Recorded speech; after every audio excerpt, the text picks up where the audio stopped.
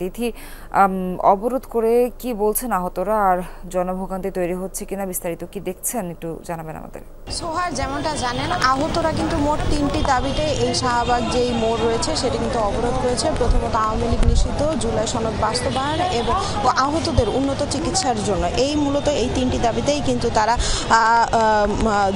যে কয়েকজন রয়েছেন তারা কিন্তু এই শাহবাগ ব্লক করেছেন। শ্রীলঙ্কা আবারও রপ্তানিতে শীর্ষে। যদি বলি যে শাহবাগের চারিদিকেই কিন্তু তারা ব্লক করে অবস্থান কর্মসূচি পালন করছেন।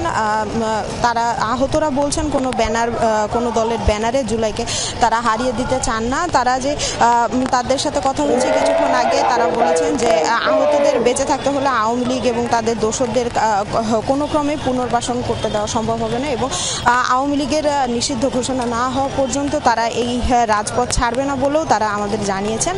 তারা বলেছেন যে আওয়ামী লীগ নিষিদ্ধের ফয়সালা করতেই হবে। এছাড়া যে রাজপথে থাকাকালীন কিন্তু তারা এই জুলাই সনদের ঘোষণাও চান। একই সাথে তারা বলেছেন যে আন্দোলনের জুলাই অভ্যুত্থানের কিন্তু ৯ মাস পার হলেও অনেকেই আছে এখনো উন্নত চিকিৎসার জন্য চিকিৎসা পায়নি। চিকিৎসা নিয়ে তাদের নানান ধরনের অভিযোগ রয়েছে।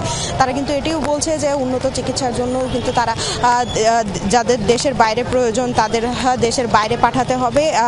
একই সাথে কিন্তু আহতদের চিকিৎসা নিশ্চয়তার জন্য কিন্তু স্বাস্থ্য মন্ত্রণালয়ের ঘোষণা এবং দ্রুত বাস্তবায়নের কথাও বলেছেন। আর একই সাথে যেই জুলাই অভ্যুত্থানে যে আহতরা আছেন তারা কিন্তু আজীবনের জন্য চিকিৎসার ব্যবস্থা ঘোষণা করার কথাও দাবিও রাখছেন স্বাস্থ্য মন্ত্রণালয়ের কাছে। তারা কিন্তু জানিয়েছেন যে এই যে ৩ দাবি আওয়ামী লীগ নিষিদ্ধ, আওয়ামী লীগ এই যে আহতদের ৩ দাবি রয়েছে আওয়ামী লীগ নিষিদ্ধ, জুলাই ঘোষণাপত্র এবং যে আহতদের উন্নত চিকিৎসা, এই ৩ দাবি না মানলে তারা রাজপথ ছাড়বে না। আর একই সাথে যদি বলি যে শাহবাগের এই যে মোড়টি রয়েছে তারা কিন্তু এই ৩ দিক থেকে ব্লক করেছে, শুধুমাত্র একদিকে কিন্তু খোলা রয়েছে। সোহার। তিথি ধন্যবাদ।